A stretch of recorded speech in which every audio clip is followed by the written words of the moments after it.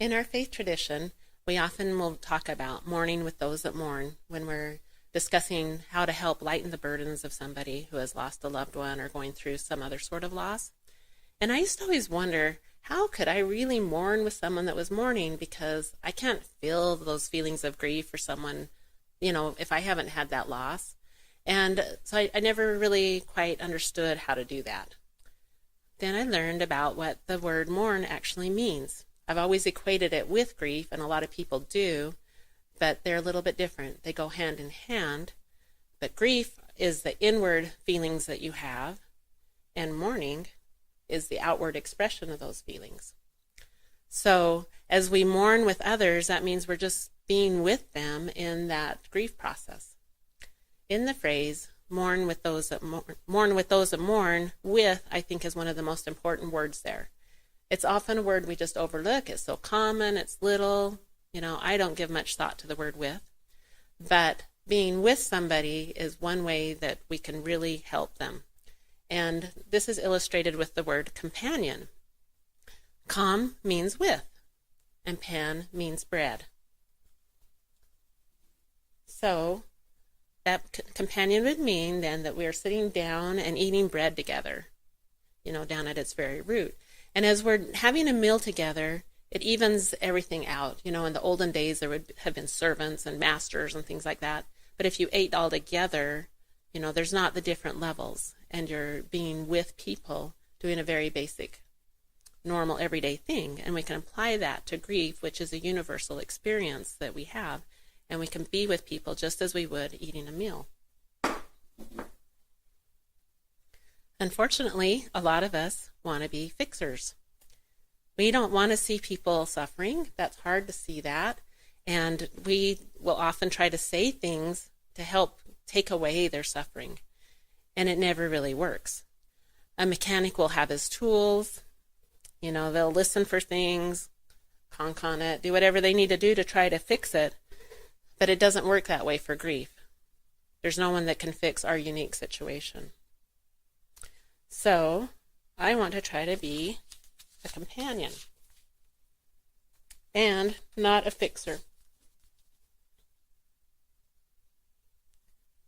There's some barriers that can make it so that it's difficult for us to mourn with others. And one of them is that we get so busy and so caught up in our lives that we, don't even see the person that's grieving, as in this picture.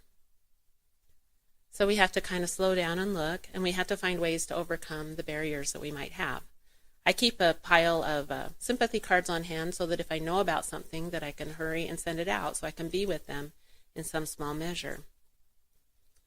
Another barrier that we have is that we feel very uncomfortable with grief. And when we see somebody that's grieving, for example, this woman here, and we want to take away her suffering. We don't want her to feel bad. We want to comfort her, but we don't know, does she want to have somebody come up and talk to her? We don't know when we look at someone how to do it, and it's uncomfortable and difficult to know what to do. So I'm going to try to talk to you about ways that we can be companions and not fixers. So for companions, if we want to be a companion, that's a time when we want to focus on being with someone. And if we think of that word with, how can we be with them? And we can be with them sending over some bread, spending time with them, talking with them, calling them on the phone. A lot of things like that can be really great ways to be with them. And also not being judgmental of them. When people go through grief, they have so many emotions inside, and some of them may look very distorted to us. They may be uncomfortable to us, but they have to work through all these feelings that they have as they are having grief. And so if we're just with them and we're accepting them how they are and not trying to take tools to change them, then that's going to help facilitate the grief better. And over time, they'll work through a lot of that, hopefully, and kind of get past that. And it's really hard as a grieving person when you have all those distortions and all those feelings inside, and you know that you're being wacky too. And so you do need to feel the love that comes from that. On the other hand, fixers, they've got their tools, and if you notice the tools there or these here, they don't look comfortable. They're not soft and warm. they look like they would hurt. So it's important that we try to avoid those sorts of things that are going to hurt others. And generally, when we want to be a fixer, we're actually putting ourselves above other people because we're thinking, oh, this is going to help this person, so you're putting yourself above them instead of like on the same level.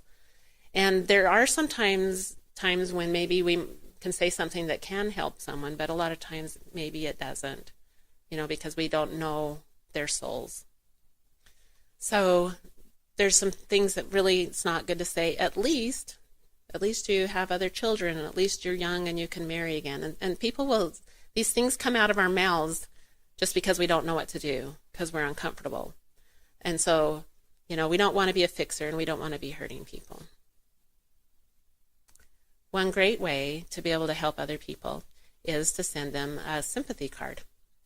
So I used to feel like sympathy cards were really lame, that it was just such a shallow effort to send this little card. And I couldn't even imagine somebody being in grief wanting to read the card I sent. And I do remember one time sending one to someone I didn't know very well, and I was really conflicted about it. I felt like it was just not a very good gesture. But then after our son died and people started sending me sympathy cards, I realized how much they meant to me. And I still can remember who sent us flowers. And I didn't think I would be able to remember that. Maybe some people can or can't, but I still remember that. And I think of that. I remember many people that brought us in meals and some of those things. I saved all my sympathy cards because they were so meaningful to me. And some of them were from people I didn't even know. And that meant a lot because they didn't know me. And that meant a lot as well. So as with being companions or fixers, that can happen with sympathy cards as well. You can write things in there that can be in a companion type of mode, or you can write things that can be in a fixer mode. And one thing that you want to do is never rehash the tragedy. They are very aware of what happened, and you don't need to bring that up. But writing things about memories that you might have, saying a simple sorry for your loss is a good thing to say. But if you can kind of remember to try to do things to be a companion and not a fixer, and sometimes it's easier with a sympathy card because you have a little more time to think about it, and the words, you can control what comes out of your mouth, but that can be helpful. At this time, I thought it would be nice if one of you could come up and we could have you be somebody in mourning and kind of practice a little bit. Alyssa, would you like to come up, please? Come over here. Okay. So we got Alyssa here, and she's lost a loved one and is mourning. What kind of things do you think that you could say to her? I'm so sorry for your loss. Just know that I'm thinking about you and praying for you at this time. Thank you.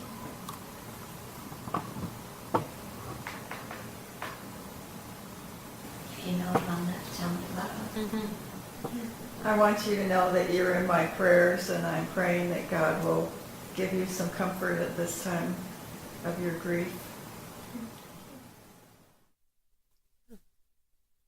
Okay, those are great. Did that help you to feel a little bit better, Alyssa? Okay, good. We all want to feel loved, and we want to feel accepted, even when we're going crazy and feeling wacky.